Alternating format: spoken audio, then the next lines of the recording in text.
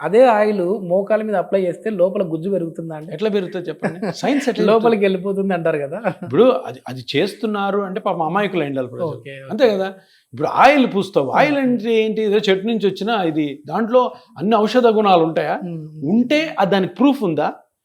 దాని రీసెర్చ్ ఉందా? రీసెర్చ్ ఉండి ఉంటే చాలు. ఇప్పటి వరకు రీసెర్చ్లో ఎటువంటి ఆయిల్ కానీ, ఎటువంటి ఆయింట్మెంట్ కానీ, ఎటువంటి ఫుడ్ కానీ, సార్ నేను ఇది అవిసె గింజలు తింటే గుజ్జు పెరుగుతుంది, బొప్పాయి గింజలు తింటే 100% రాంగ్, బెండకాయలు రాంగ్ న్యూస్. ఎవ్వరు నమ్మకండి. బెండకాయలు అంటే గుజ్జు కాళ్ళలోకి ఎట్లా వస్తాయి? అసలు బెండకాయలు తింటే అది కొంచెం జిగరగా ఉంటది కదా, కొంచెం స్టిక్కీగా ఉంటది, అది వస్తుంది.